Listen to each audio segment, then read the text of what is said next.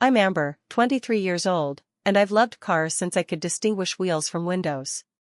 For 3 years, I worked multiple jobs, saving every penny for my dream 1967 Mustang. Then, during a 2-week training program, my parents sold it to pay for my sister Heather's college tuition without my permission. They thought that was the end of it. They were wrong. This is how I made sure my entitled sister repaid every single cent, and the unexpected journey that followed. If you're watching this, drop a comment telling me where you're viewing from and hit that subscribe button. Trust me, you'll want to stick around for this wild ride. My fascination with cars began with my grandfather, who was a skilled mechanic with weathered hands and endless patience.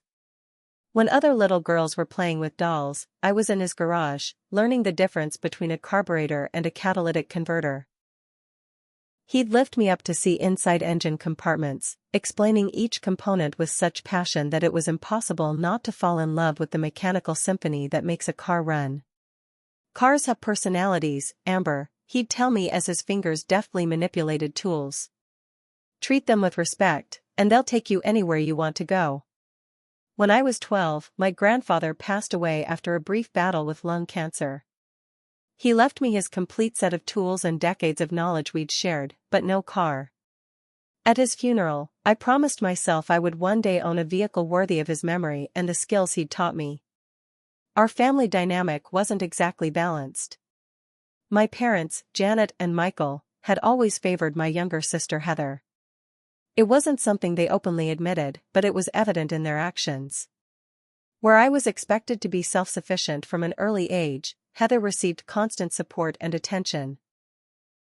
When I needed new school supplies, I babysat to earn money.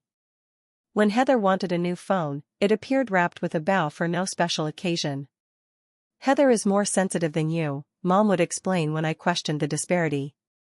You're our rock, Amber. You've always been so independent. That independence wasn't a choice but a necessity born from realizing early that my needs came second. Don't get me wrong, my parents weren't monsters. They provided a roof over my head, food on the table, and occasional affection. But the emotional investment clearly tipped toward Heather, the family's golden child with her perfect grades and social popularity. At 16, I got a part-time job at Thompson's Auto, the local garage where Frank, an old friend of my grandfather, took me under his wing.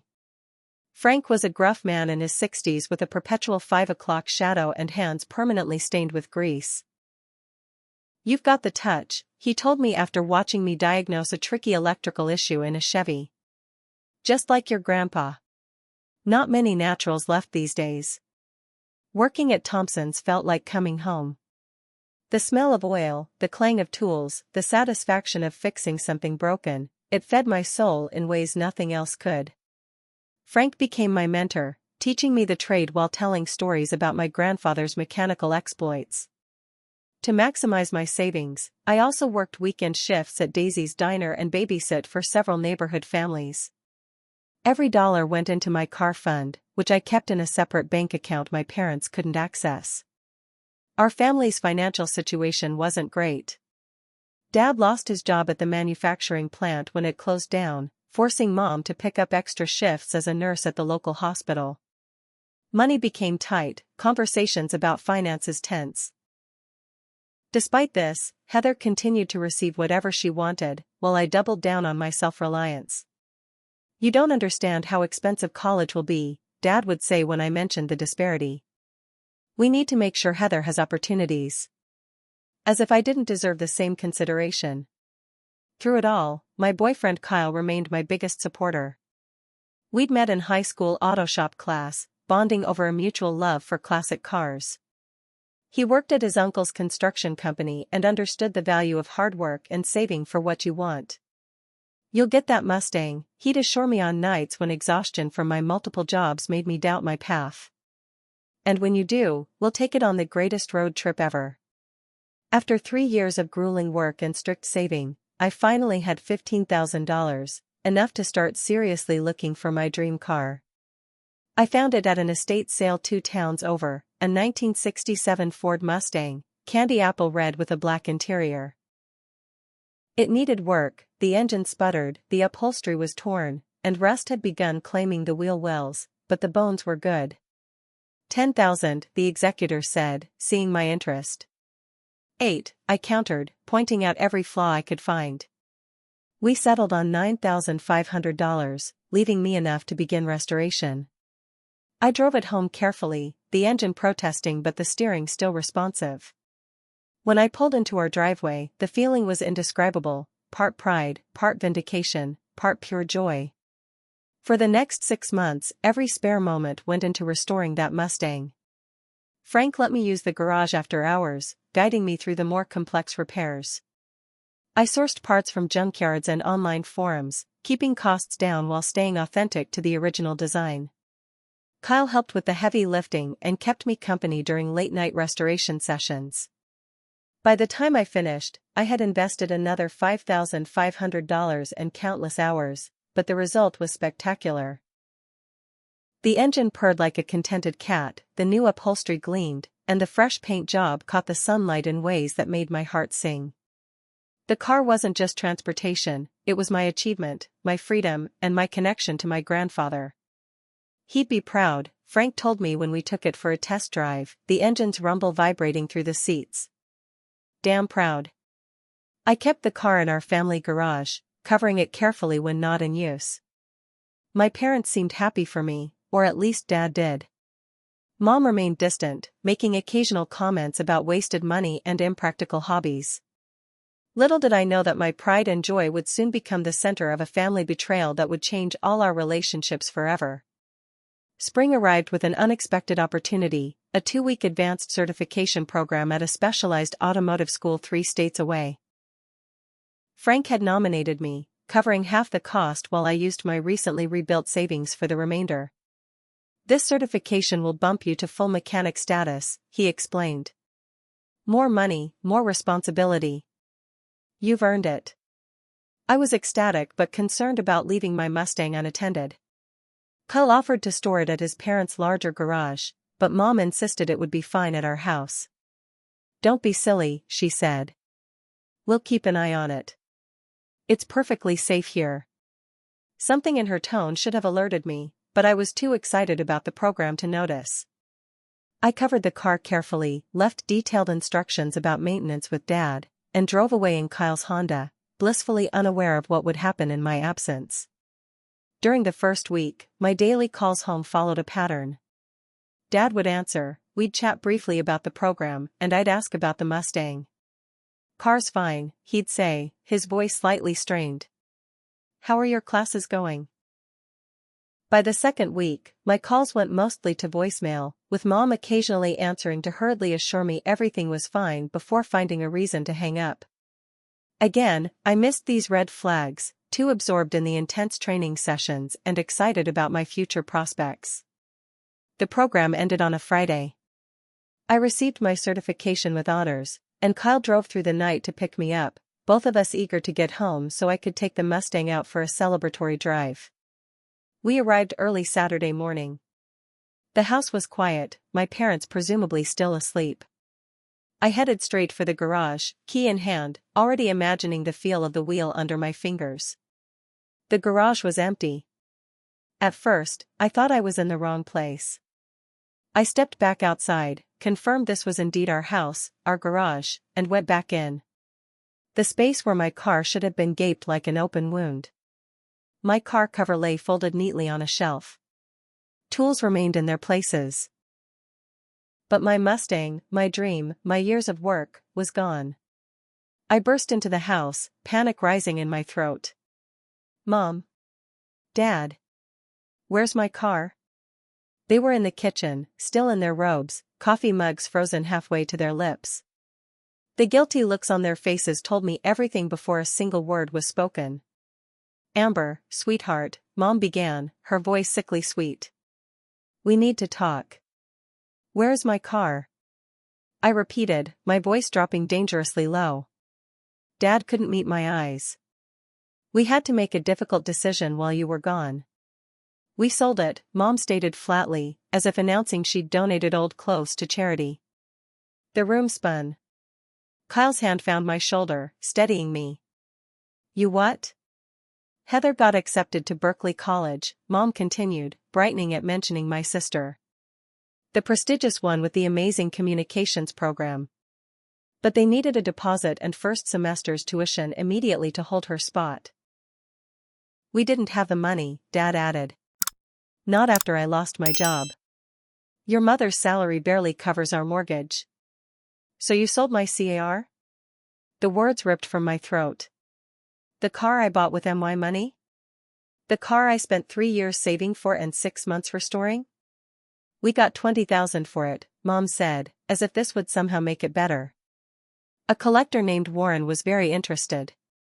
That's $5,000 more than you spent. That's not the point. I slammed my palm on the table, making the coffee mugs jump. That car wasn't yours to sell. I'm 23 years old. That was my property. Dad at least had the decency to look ashamed. We knew you wouldn't agree if we asked. Of course I wouldn't agree. Who would? I was shouting now, years of second-place status erupting like a volcano. Where's the money then? Give it to me now. Mom's expression hardened. It's already gone. Paid directly to Berkeley for Heather's education. As if summoned by her name, Heather appeared in the doorway, still in pajamas decorated with cartoon cats. At 19, she looked like a younger version of our mother, right down to the entitled expression. What's all the yelling about? She yawned, reaching for the orange juice. They sold my car to pay for your college, I spat, trembling with rage. Heather shrugged, pouring her juice. It's just a car, Amber. My education is an investment in my future. Besides, you can always buy another one. That casual dismissal of my dreams, my work, my sacrifice, it was the final straw. 3 years of saving every penny, 6 months of restoration work, all gone because my sister needed something and, as always, her needs trumped mine. Where will you be staying, Amber? Kyle asked quietly, correctly reading my expression. Not here, I replied, glaring at my parents. Not anymore. Mom looked alarmed for the first time. Don't be dramatic. It was just a car. It was never just a car. The words tore from somewhere deep inside me. It was the only thing Grandpa and I shared. It was 3 years of working myself to exhaustion. It was my property that you stole and sold without my permission. Dad stood, reaching for me. Amber, please. No. I backed away. This isn't something you can fix with an apology.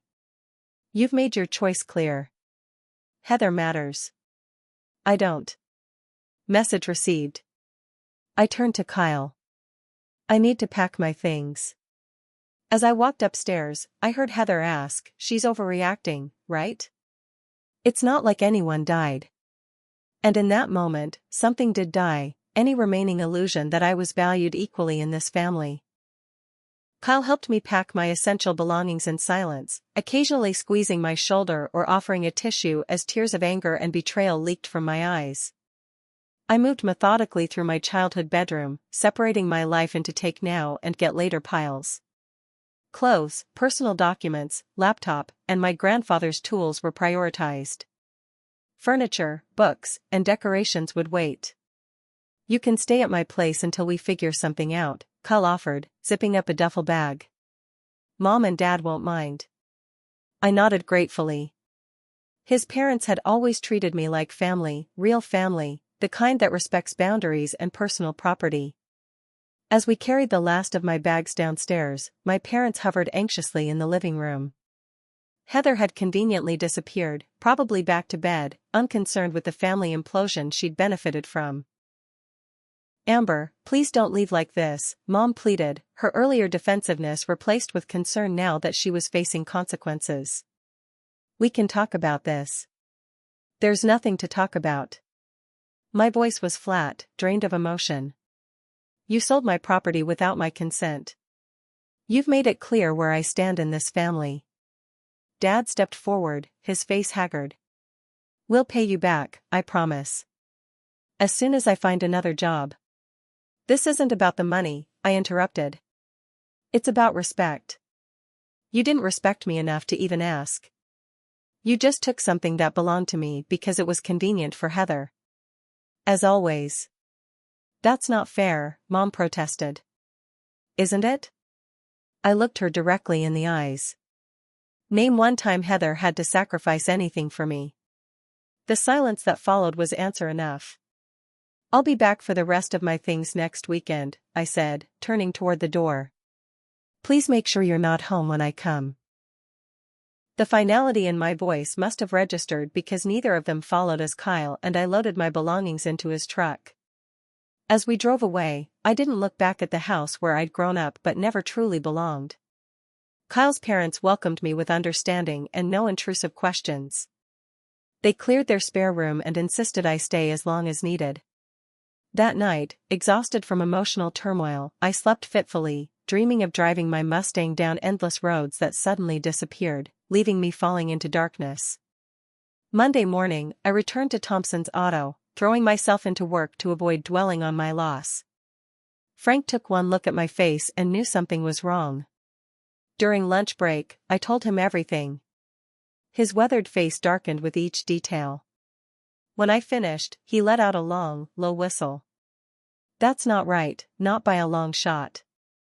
You've got legal standing here, you know. What do you mean? You're over 18. You purchased that car with your own money.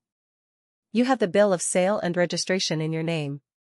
What they did was illegal, selling property that doesn't belong to them. I hadn't even considered the legal implications, too caught up in the emotional betrayal. You think I should sue my own parents? Frank shrugged.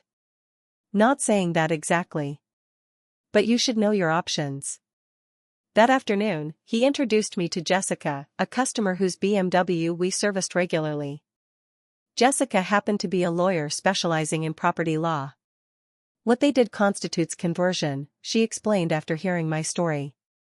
That's the legal term for taking someone's property and treating it as your own. You have a solid case if you want to pursue it. I don't want to drag my family through court, I admitted. I just want justice, I guess. Jessica nodded. Sometimes the threat of legal action is enough. Let me draft a letter outlining the situation and your rights. It might open their eyes to the seriousness of what they've done. Meanwhile, I focused on finding a place to live. Within 2 weeks, I'd secured a small one-bedroom apartment within walking distance of Thompson's. It wasn't much, basic appliances, minimal furniture sourced from thrift stores and Kyle's parents' basement, but it was mine. No one could sell it out from under me. I maintained minimal contact with my family, responding to texts with one-word answers, ignoring calls. Dad sent several messages apologizing and promising to make things right. Mom oscillated between guilt-tripping, how could you abandon your family like this, and attempts at normalcy, meatloaf for dinner tonight, your favorite. Heather didn't contact me at all. At Thompson's, Frank promoted me to full mechanic status following my certification. The pay increase helped ease my financial situation, though the empty space in my heart where my Mustang had been remained a constant ache. You're the best damn mechanic I've got now, Frank told me. Better than most of these guys with twice your experience. Your grandpa would be busting with pride. Those words meant everything during that dark time. With Jessica's help, I began researching what happened to my car. Through connections in the local classic car community, we tracked down Warren, the collector who had purchased it. Beautiful machine, he said when I called him. Restoration work was top-notch. It wasn't for sale, I explained, my voice tight. My parents sold it without my permission while I was away. There was a long pause on the line. Well, that's unfortunate. But I paid fair market value, and I have a bill of sale. I understand that. I'm not blaming you. I just wondered if there was any chance you'd consider selling it back to me. I could pay in installments. Another pause. I'm afraid that's not possible. I've already sold it to a buyer in California. Got $25,000 for it, these models are appreciating fast. I'm sorry about your situation, but there's nothing I can do. The knowledge that my car was now states away, bringing joy to some stranger who had no idea of its significance to me, was a fresh wound. Even worse was learning it had been sold for $25,000, a $5,000 profit for Warren on top of the $5,000 my parents had already made over my investment. Armed with this information and Jessica's legal letter, I arranged to meet my parents at a neutral location, a coffee shop downtown. I didn't want Heather present, but they brought her anyway, apparently hoping she could help smooth things over. They couldn't have been more wrong. The coffee shop buzzed with mid-afternoon customers when I arrived. Kyle came with me for moral support but agreed to sit at a separate table, close enough to intervene if needed, but giving me space to handle my family myself.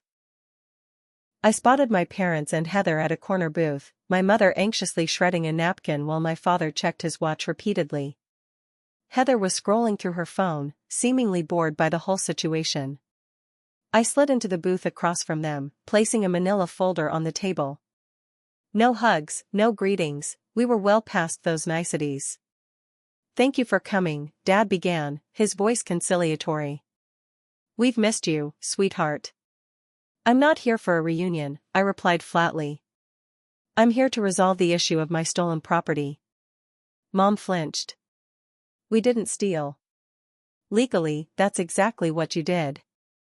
I opened the folder and pushed Jessica's letter across the table. "This is from my lawyer. It explains in detail how what you did constitutes conversion, a form of theft, under state law." Dad's face paled as he scanned the document. Mom's eyes widened, and even Heather looked up from her phone, suddenly interested. "A lawyer? You can't be serious," Mom spluttered. "We're family." "Family doesn't steal from each other," I countered. "Family respects each other's property and boundaries." Dad finished reading, his shoulders slumping. "What do you want from us, Amber?" "We don't have the money to buy you another car right now." "The car is gone," I acknowledged, the admission still painful. "Sold to someone in California for $25,000. That's $15,000 more than I originally paid and $5,000 more than you sold it for." "$25,000? Dad looked shocked. "Warren told us 20 was the absolute max he could offer." "He lied. And you didn't bother researching fair market value because you were too busy giving away something that wasn't yours to give." The bitterness in my voice could have curdled milk. "But here's what's going to happen now. You're going to repay me the $20,000 you received." Mom shook her head frantically. "We don't have it. It went to Berkeley for Heather's tuition and housing deposit. We can't just get it back." I turned my gaze to Heather, who had the decency to look uncomfortable for the first time. "Then Heather will repay it." "Me?" she squeaked. "How am I supposed to do that? I'm a student." "You'll get a job," I said simply. "You'll work and make payments until the debt is cleared. The same way I worked for 3 years to afford that car in the first place." "That's ridiculous," Heather protested. "I can't work during school. It will affect my grades." "I worked 3 jobs while maintaining a 3.8 GPA, I reminded her. "You'll manage." Dad looked between us, clearly torn. "Amber, be reasonable. Heather's education is important for her future. And my car wasn't important for mine?" I challenged. "My certificate program? My career plans? My connection to Grandpa? None of that mattered because Heather needed something?" A heavy silence fell over the table. "If you don't agree to my terms," I continued, "I'll file the lawsuit Jessica has prepared. It names both of you as defendants for conversion of property valued at over $15,000. That's a felony. You could face criminal charges, not just civil penalties." The color drained from Mom's face. "You wouldn't." I met her gaze steadily. "Try me."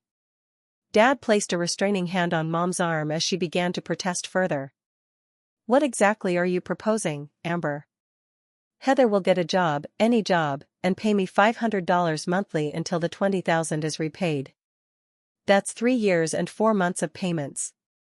I slid a payment schedule across the table. I've outlined everything here, including reasonable interest.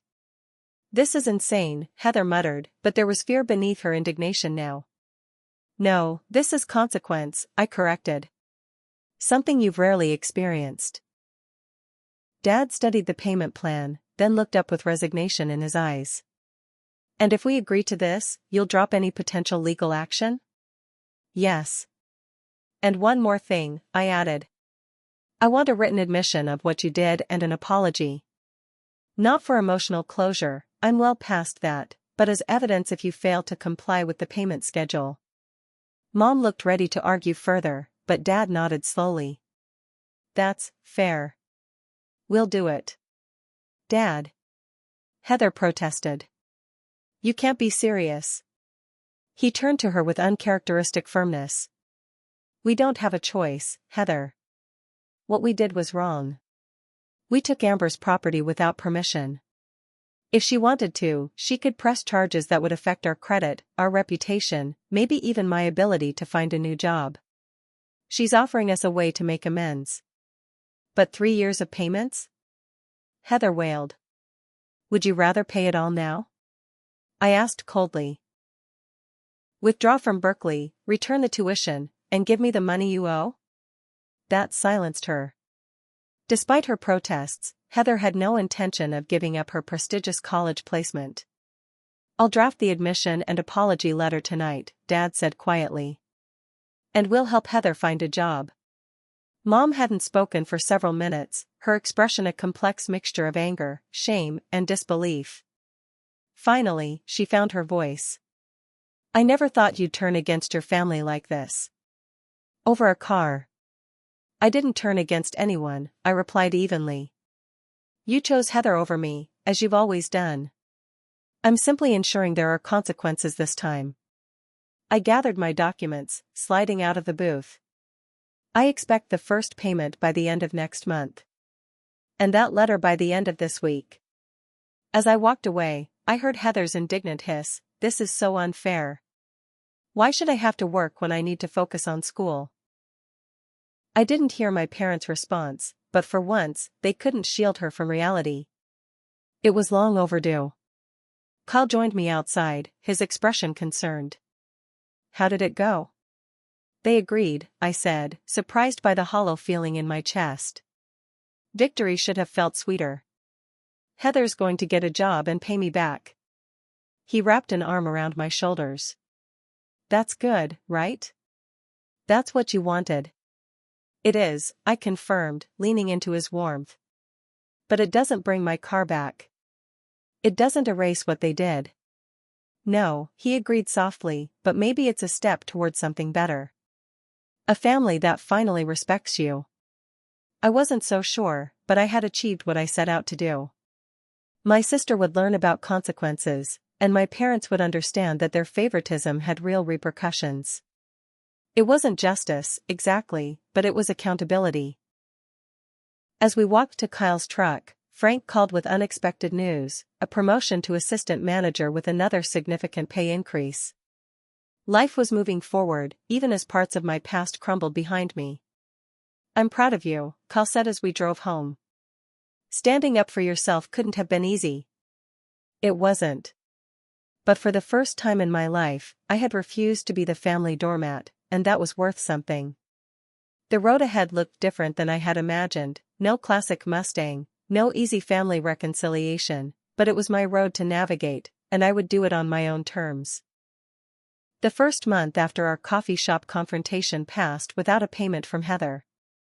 I wasn't surprised, expecting her to follow through immediately would have been wildly optimistic given her history of responsibility avoidance.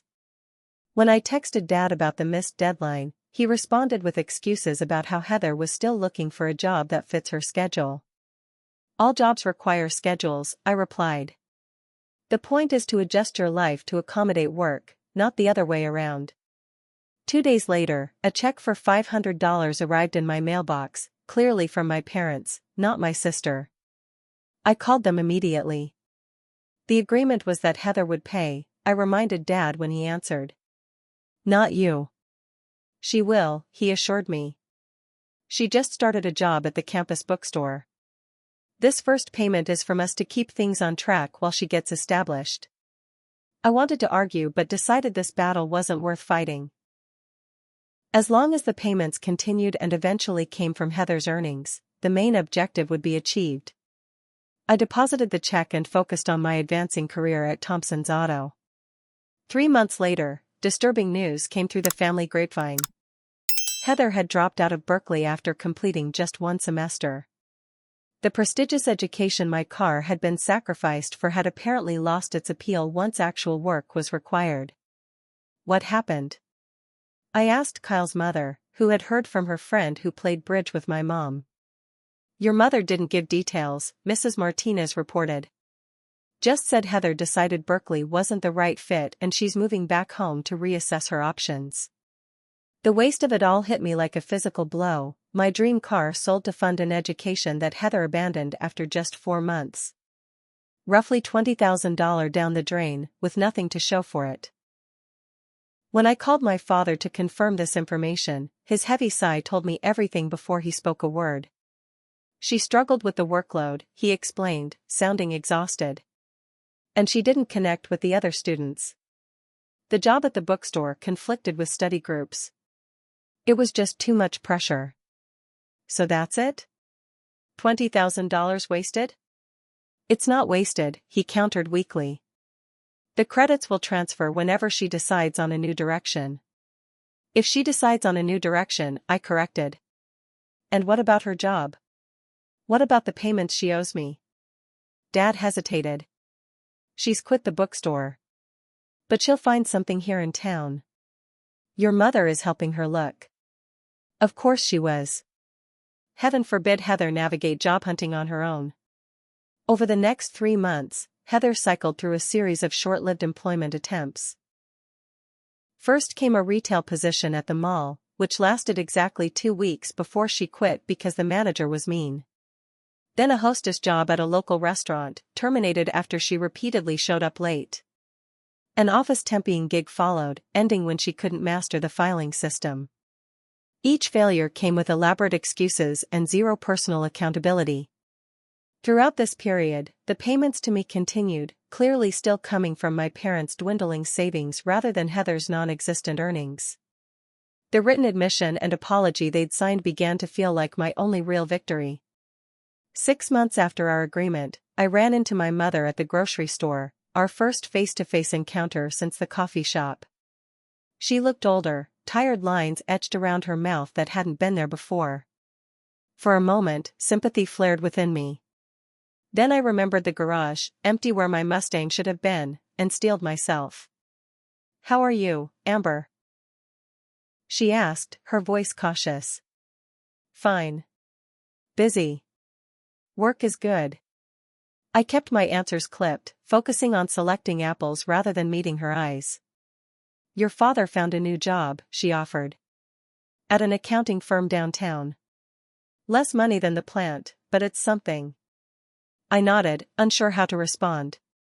Part of me was glad for this positive development, another part resentful that I should care about their well-being when they'd cared so little for mine. "And Heather?" I couldn't help asking.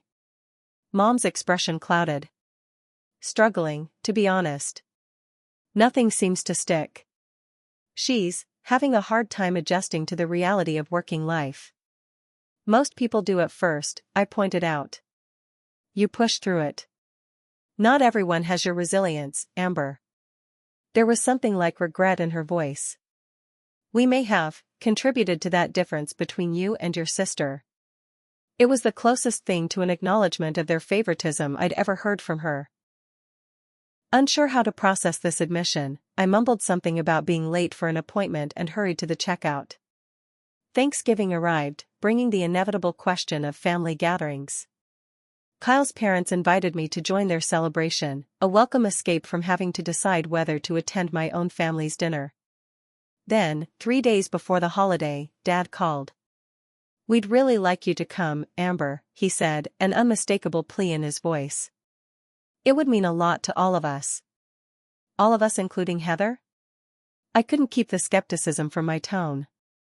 "She misses you," he insisted, though I doubted that very much. Against my better judgment, I agreed to make an appearance for dessert after spending the main meal with Kyle's family. It seemed like a reasonable compromise, limited exposure while still extending an olive branch. I should have known better. The moment I walked through my parents' front door, the tension was palpable. Extended family members shot me curious glances, clearly aware something had happened but unsure of the details. Aunt Phyllis hugged me too tightly, whispering, "So good of you to come, dear," as though I'd returned from war. Heather sat in the corner of the living room, sullen and avoiding eye contact. She'd lost weight, her previously round cheeks now slightly hollowed. Despite everything, a flicker of concern passed through me. Dessert progressed awkwardly until Uncle Ray, 3 glasses of wine deep and oblivious to undercurrents, asked the fatal question, "Amber, what happened to that beautiful Mustang you were working on? I was hoping to see it today." The room fell silent. My mother froze, pumpkin pie halfway to her mouth. Dad suddenly became fascinated with his napkin. "You didn't hear?" I replied, looking directly at Heather. "My parents sold it without my permission while I was away at a training program. To pay for Heather's college tuition, the college she dropped out of after 1 semester." Uncle Ray's mouth fell open. "They did what now?" "Amber," Mom hissed. "This isn't the time." "When is the time, Mom?" "When the family isn't around to hear what really happened? When you can control the narrative?" Aunt Phyllis looked between us, confusion etched across her face. "Janet, is this true? You sold Amber's car without asking?" "It was a family decision," Mom said stiffly.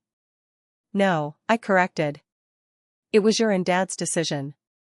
I had no say, despite being a legal adult and the car's rightful owner."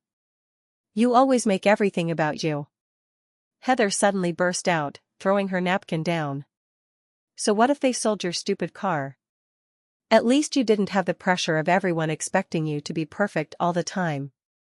The irony of her statement, Heather, the favored child, claiming victimhood, was almost laughable. "No one expected perfection from you, Heather. Just basic responsibility. Like finishing the education my car paid for." I hated it there. Everyone was smarter than me, and the classes were impossible, and you made everything worse by forcing me to get that awful bookstore job. Tears streamed down her face now, mascara tracing black rivers over her cheeks. "I didn't force you to do anything," I said evenly. "I asked for repayment of property that was stolen from me." "There's a difference." "Girls, please," Dad interjected. "Not in front of everyone." "Why not?" I challenged. "Aren't families supposed to be honest with each other? Or does that only apply when it's convenient for you?" The room had become unbearably quiet, every relative watching our family drama unfold like a live theater production. "Maybe I should go," I said, standing. This was clearly a mistake. "No," Uncle Ray said firmly, surprising everyone. "I think we all need to hear what actually happened here." He turned to my parents. "Michael, Janet, did you really sell Amber's car without her permission?" Dad looked down, shame evident in his posture. "We did. We thought we were doing the right thing for Heather's future." "And now you're making monthly payments to Amber as restitution," Ray continued, pieces falling into place. "That's why you asked me about installment loans last month." The truth was fully exposed now, laid bare before our extended family. My parents' favoritism, their theft, Heather's failure to follow through, all of it out in the open. Aunt Phyllis shook her head slowly. "I always noticed you were harder on Amber, Janet. Made her more independent while you coddled Heather. But selling her property? That crosses a line." "You don't understand," Mom began defensively. "I think we understand perfectly," Uncle Ray interrupted. "And I think you owe your daughter more than monthly payments. You owe her a sincere apology, all 3 of you." The Christmas gathering 6 weeks later was noticeably smaller, just immediate family, the extended relatives finding other plans after the Thanksgiving debacle. We sat around the living room opening gifts in strained silence, the holiday spirit notably absent. My gift from my parents was a small envelope containing a check for $5,000, far more than they could comfortably afford on Dad's new lower salary, but clearly an attempt at accelerating the repayment and perhaps buying back my affection. I accepted it with mixed emotions, simultaneously appreciative of the gesture and sad that our relationship had deteriorated to financial transactions. Heather's gift to me was unexpected, a framed photo of our grandfather and me standing beside his prized 1965 Thunderbird when I was about 10 years old. I hadn't even known this picture existed. I found it in the attic, she explained awkwardly. Thought you might want it. It was the most thoughtful gift she'd ever given me, a small acknowledgement of what had been lost. Not enough to heal the rift between us, but perhaps a tiny step toward something different. As I prepared to leave, Heather followed me to the door, uncharacteristically hesitant. I got a new job, she announced. At the diner on Main Street. It's not glamorous, but the tips are decent. That's good, I replied, genuinely surprised. How long have you been there? 3 weeks. Longest job yet. She attempted a smile. I'm trying, Amber. I really am. I didn't know what to say. Part of me wanted to believe her, another part remembered too many broken promises and easy excuses. Well, good luck with it, I offered finally. The diner gets busy on weekends. Make sure you're on time for those shifts. She nodded earnestly. I will. I haven't been late once. As Kyle drove us back to our apartment, he'd moved in 3 months earlier. I turned the framed photo over in my hands, studying my grandfather's proud smile and my own gap-toothed grin. Think she's really changing? Kyle asked. I don't know, I admitted. Maybe. People can surprise you sometimes. Usually when you least expect it, he agreed, reaching over to squeeze my hand. I wasn't ready to forgive, not completely. But for the first time since discovering my empty garage, I felt a whisper of possibility that something good might eventually emerge from the wreckage of our family's worst moment. A year after our initial confrontation at the coffee shop, the payment situation had improved marginally. Heather had maintained her diner job for nearly 6 months, a record for her, and had started contributing to the monthly payments, though my parents still covered at least half. Approximately $8,000 of the $20,000 had been repaid, a slower pace than my original schedule but progress nonetheless. My own life had continued its upward trajectory. Frank had promoted me to garage manager as he transitioned toward semi-retirement, spending more time fishing and less time under car hoods.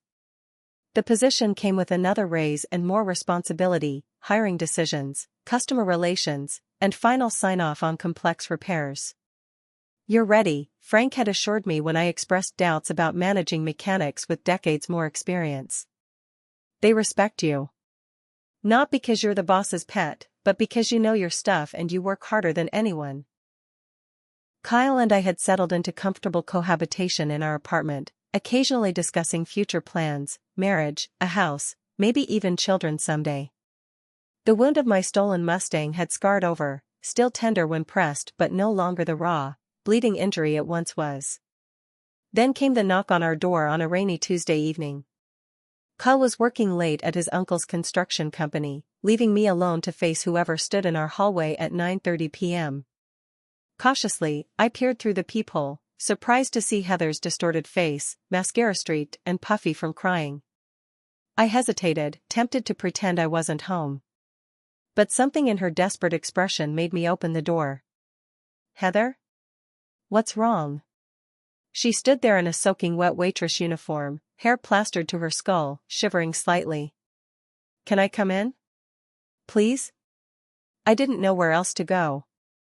I stepped aside wordlessly, fetching a towel while she dripped on our welcome mat. She took it gratefully, dabbing at her face and hair. Sorry about the mess, she sniffled. I walked here from the bus stop. You took the bus? In this weather? The nearest stop was 8 blocks away. Why didn't you call? I thought you might not answer. Her voice was small, defeated. I wouldn't blame you. I gestured to the couch. Sit down. I'll make coffee. While the coffee brewed, Heather explained her unexpected appearance. She'd been evicted from her apartment after falling behind on rent, despite her steady job at the diner. I kept thinking I could catch up next month, she said, cupping the mug I handed her. But then something else would happen: car repair, utility deposit, textbooks for the community college courses I started. By the time I realized how bad it was, I was 3 months behind. What about Mom and Dad? I asked. Couldn't they help? She shook her head miserably. They're barely keeping up with their own bills plus the payments to you. Dad's new job pays way less than his old one. They're behind on the mortgage. I couldn't ask them for more. So you came to me. I couldn't keep the irony from my voice. The sister whose car you took. I didn't take your car, she corrected quietly. Mom and Dad did. But I benefited from it, and I never stood up for you. She looked up, meeting my eyes directly for perhaps the first time in our adult lives. I was awful to you, Amber. Entitled and selfish and completely oblivious to how hard you worked for everything. The admission stunned me into silence. This wasn't the Heather I knew, the perpetual victim, the golden child who could do no wrong. I've been seeing a therapist, she continued into my silence. Community services offers sliding scale fees. She's helped me see how toxic our family dynamic was. How Mom and Dad set us up as competitors instead of sisters. How I was actually harmed by their favoritism in the long run. Harmed? I couldn't help the skeptical note in my voice. They never let me fail, she explained. Never let me face consequences. So I never learned how to handle setbacks or disappointments. The first time life got hard at Berkeley, I folded because I had no resilience. No grit. Not like you. She set down her coffee, hands trembling slightly. I don't expect you to forgive me. I don't deserve it. I need help. A couch to sleep on for a few days while I figure something out. I can pay you a little rent from my diner checks. I studied my sister, really looked at her, perhaps for the first time in years. Behind the familiar features, I saw something new: humility, remorse, and a flicker of the same determination I'd relied on throughout my life. She wasn't asking for a handout but a hand up. What about your stuff? I asked finally. Most of it's in my car. Some in storage. I sold what I could to cover part of the back rent. She attempted a weak smile. Turns out I didn't need 3 designer handbags and a closet full of shoes I never wore. The old Heather would have considered those items essential. This new version recognized them as luxuries she couldn't afford. You can stay, I decided. The couch pulls out. But we need some ground rules. Relief washed over her face. Anything. I mean it. You keep working at the diner. You continue your community college courses. You contribute to groceries and utilities. And most importantly, you communicate openly. No hiding bills, no secret problems until they're disasters. Deal? Deal. She nodded emphatically. And one more thing, I added. I want the full story of what happened with my car. The real version, not Mom and Dad's sanitized explanation. Heather took a deep breath. It was my fault. More than you know. She proceeded to explain how she'd been accepted to Berkeley on academic probation due to her mediocre high school performance. The school had required a larger deposit than normal and first semester payment in full, insurance against a potentially failing student. When Mom and Dad explained they couldn't afford it, she'd thrown what she now recognized as a manipulative tantrum. I said if they really loved me, they'd find a way. That my whole future depended on this opportunity. She looked down, shame coloring her cheeks. I knew about your car. I suggested they sell it. Said you had a good job and could buy another one eventually. The admission should have angered me, but instead, I felt an odd sense of relief. Finally, the truth, ugly as it was, laid bare between us. Why tell me this now? I asked. You could have kept it to yourself. Because I'm trying to become someone who deserves your respect, she said simply. And that starts with honesty, no matter how painful. The next morning, I approached Frank with an unorthodox proposal. Hire Heather for the front office position that had been vacant for weeks. His bushy eyebrows shot up in surprise. Your sister? The one whose education cost you your Mustang? That sister? She's trying to change, I explained. She needs a chance to prove herself. Frank scratched his beard thoughtfully. Lots of applicants with actual office experience, Amber. Why should I take a risk on her? Because she'll work harder than any of them to prove herself worthy of the opportunity. And because I'm asking as someone who's never asked you for anything before. He sighed heavily. 1 month probation. She screws up, she's out, family or no family. Clear? Crystal, I agreed. Heather was stunned when I presented the opportunity over dinner that evening. You want me to work at your garage? After everything I did? Frank wants someone reliable for the front office. Scheduling, billing, customer service. It pays better than the diner and has regular hours that won't conflict with your classes. But why would you help me like this? I considered the question carefully. Because holding on to anger is exhausting. Because everyone deserves a second chance if they're genuinely trying to change. And because maybe, just maybe, we can build the sister relationship we should have had all along. Tears welled in her eyes. I don't deserve you.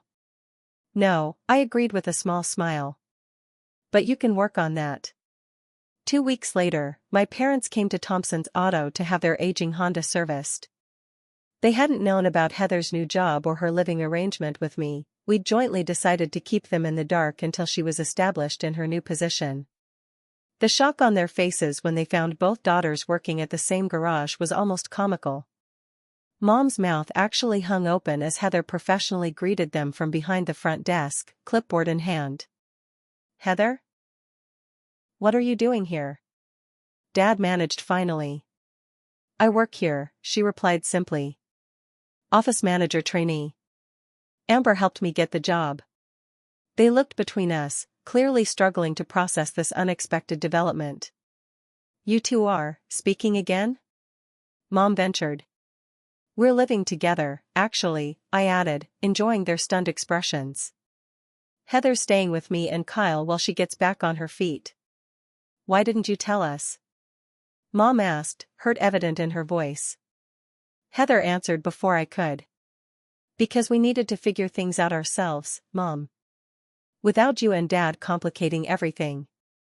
Dad nodded slowly, a dawning recognition in his eyes. I think I understand. And I think it's good. Long overdue, actually. Surprising me further, he turned to face me directly. We made terrible mistakes, Amber. Favoring Heather. Taking your car. We've been paying for those mistakes, literally and figuratively, but we've never properly apologized without excuses or justifications. Mom touched his arm. Michael. No, Janet. She deserves this. He straightened his shoulders. I am truly sorry, Amber. Not just for the car, but for years of making you feel second best when you were anything but. You deserved better parents than we've been. The garage seemed suddenly quiet, the usual mechanical sounds fading into background as this unexpected moment unfolded.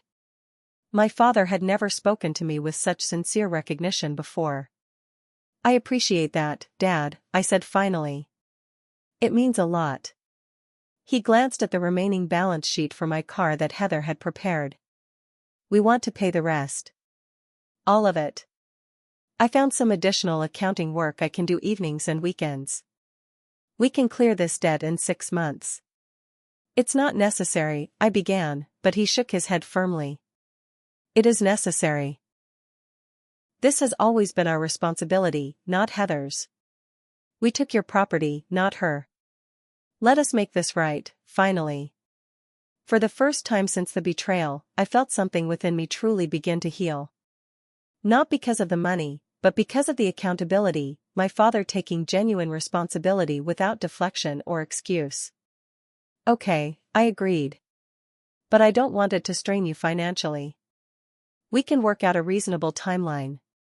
As they left with their serviced Honda, I caught Heather watching me from the front desk, a question in her eyes. I nodded slightly, confirming what she already sensed: a turning point had been reached, not just between sisters, but within our entire family dynamic. That evening, Frank pulled me aside as we were closing up. Your sister's doing good work. Detail-oriented. Quick learner. Customers like her. I know, I replied, unable to keep a note of pride from my voice. She's really trying. Reminds me of someone else I know, he said with a wink. Must run in the family. Family. The word had a different resonance now, less painful, more hopeful. Whatever came next, we would face it differently than before. Not as competitors for parental attention or victims of favoritism, but as individuals finding our way toward mutual respect and genuine connection. It wasn't the journey I'd expected when I discovered my empty garage a year earlier, but perhaps it was the one we all needed most. 2 years passed more quickly than I could have imagined. Life settled into new patterns, relationships evolved, and the past, while not forgotten, loosened its grip on our present. The final payment for my car had been made 6 months ago, my father true to his word about taking on extra accounting work to accelerate the timeline. That chapter was officially closed, at least financially. Thompson's Auto had become something of a family business, though not in the traditional sense. Frank had officially semi-retired, coming in only 3 days a week to handle specialty restorations and mentor newer mechanics. I'd stepped fully into the role of garage manager, overseeing operations, hiring decisions, and business development. Under my leadership, we'd expanded our services to include custom modifications and vintage car restoration, creating a niche that attracted clients from 3 counties over. Heather had surprised everyone, perhaps herself most of all, by excelling in her office manager role. Her natural people skills, previously channeled into manipulation, now served her well in customer relations. She'd completed her associate's degree in business administration at the community college and was talking about pursuing a bachelor's in automotive business management through an online program. I never thought I'd love working with cars, she admitted one evening as we closed up shop together. Not the way you do, with the actual mechanical stuff. But the business side fascinates me. Connecting people with services, managing the flow of parts and labor, it's like a puzzle every day. Frank says you've got a head for numbers better than any office manager he's ever had, I told her, enjoying the flush of pride that colored her cheeks at the compliment. Our living arrangement had evolved too. After 6 months on my pull-out couch, Heather had saved enough for a security deposit on her own studio apartment 3 blocks from mine and Kyle's place. We still had dinner together at least once a week, a sister tradition that had grown naturally rather than from obligation. My relationship with our parents had stabilized into something cautiously warm. The painful conversations, family therapy sessions, and gradual rebuilding of trust had yielded a new understanding between us. They'd acknowledged their favoritism and its damaging effects on both daughters. Mom had even started volunteering at a local mentoring program for young girls, channeling her protective instincts in healthier directions. I keep thinking about all the things I did wrong with you girls, she confessed during a rare mother-daughter lunch. How I tried to shield Heather from every difficulty and forced you to face them all alone. I'm trying to do better with these girls, encourage resilience without abandonment, support without enabling. It was the most self-aware statement I'd ever heard from her. On a crisp autumn Saturday, I arrived at Thompson's Auto early to catch up on paperwork before a busy day of appointments. A silver BMW I didn't recognize was parked in the customer lot, unusual for our closed-on-Saturdays policy. Assuming it was a client who hadn't read our hours clearly, I unlocked the front door, prepared to explain the situation. Instead, I found Frank sitting in the waiting area with an older gentleman in a tailored suit. There she is, Frank announced, standing. Amber, this is Warren Mitchell. The name hit me like a physical blow.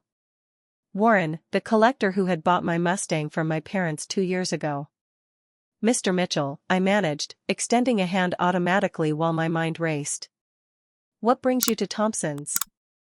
Warren shook my hand firmly. Frank here is an old friend.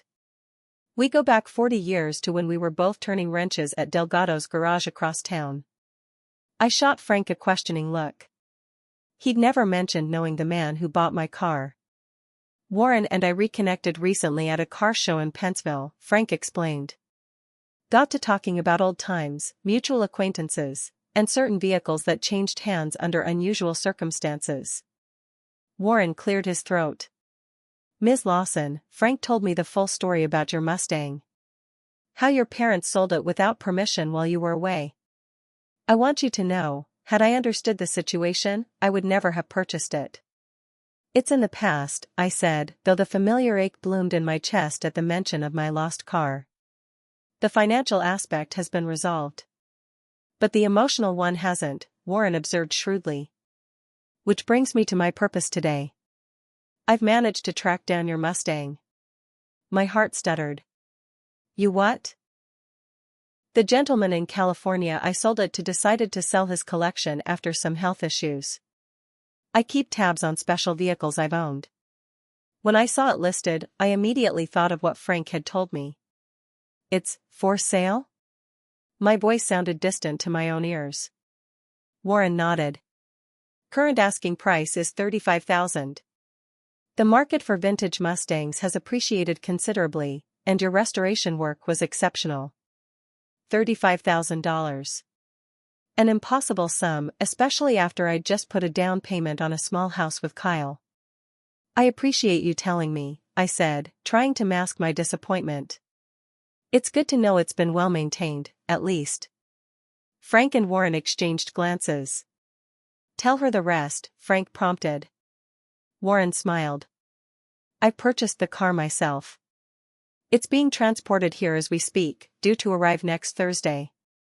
But, why would you buy it? Because, Frank interjected, your family pooled resources to make it happen. I stared at him in disbelief. My family?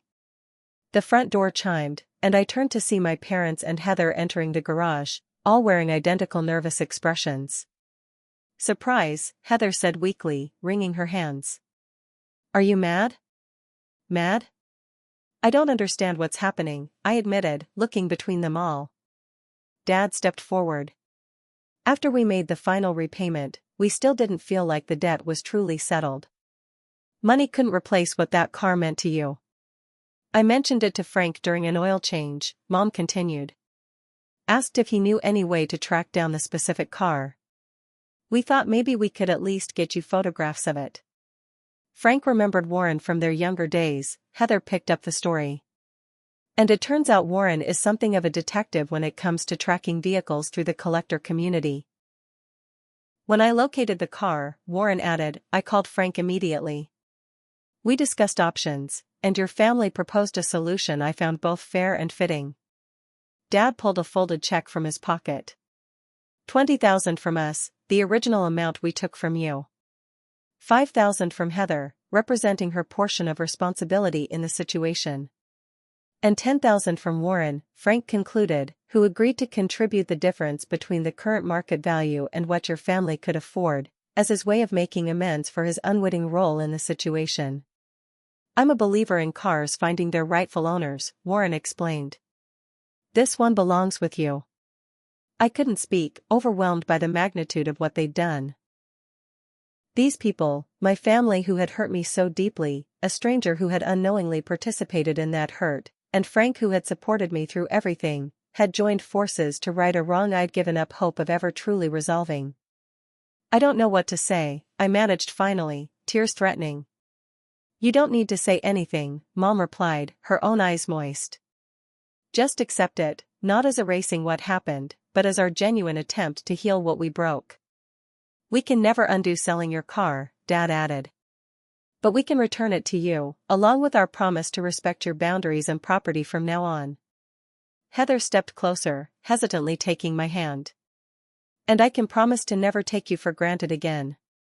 You've taught me more in these past 2 years about responsibility and integrity than Mom and Dad did in the previous 19. The following Thursday, a transport truck arrived at Thompson's Auto, drawing a small crowd of staff and family. As the driver lowered the ramp and carefully backed my candy apple red 1967 Mustang onto the pavement, I felt a surreal sense of déjà vu combined with something entirely new, the restoration of something I thought was permanently lost. Warren handed me the keys, their familiar weight settling in my palm like an old friend returning. She's been well maintained. The owner in California barely drove her, mostly kept her in climate-controlled storage for showing. I ran my fingers over the gleaming hood, scarcely able to believe this moment was real. Thank you. All of you. This means more than I can express. There's one more thing, Heather said, stepping forward. I've been taking basic mechanic classes at the community college. Thought maybe, if you wanted, we could work together on some final touches. Make it truly yours again.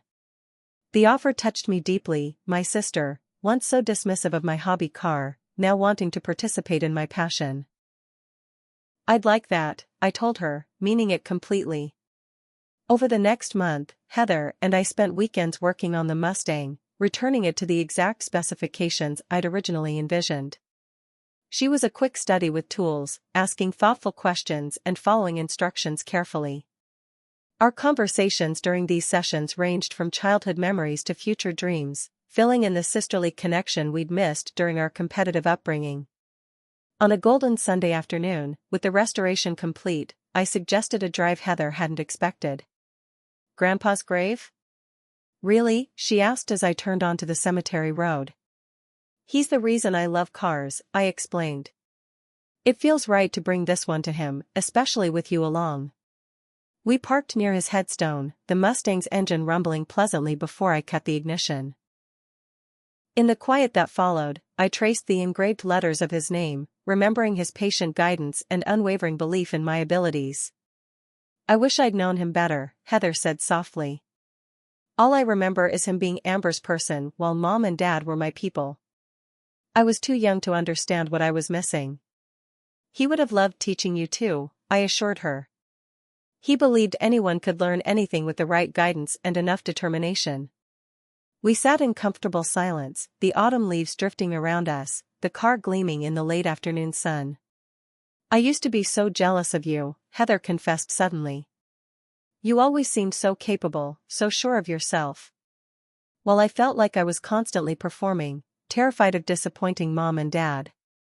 And I envied how easily affection came to you, I admitted. How you never seemed to doubt that you were loved and valued. We were both missing half of what we needed, she observed thoughtfully. You had independence without support. I had support without independence. And now? I asked. She smiled, the genuine smile that had become more frequent these past 2 years. Now I think we're finally figuring out how to have both. Life rarely gives perfect resolutions. The past cannot be undone, only acknowledged and learned from. My relationship with my parents would always carry the scars of old hurts and unequal treatment.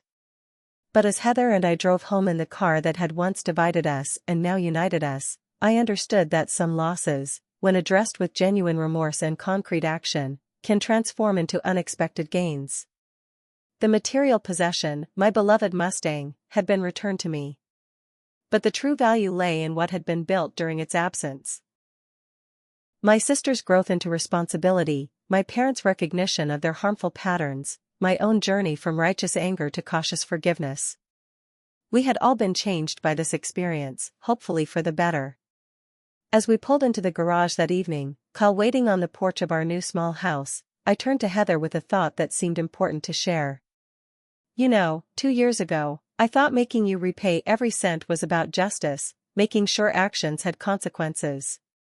But looking back, I think it was really about being seen. About finally having my family acknowledge my worth. And did we? She asked softly. Do you feel seen now? I considered the question seriously. Yes. Not perfectly, not completely, but authentically.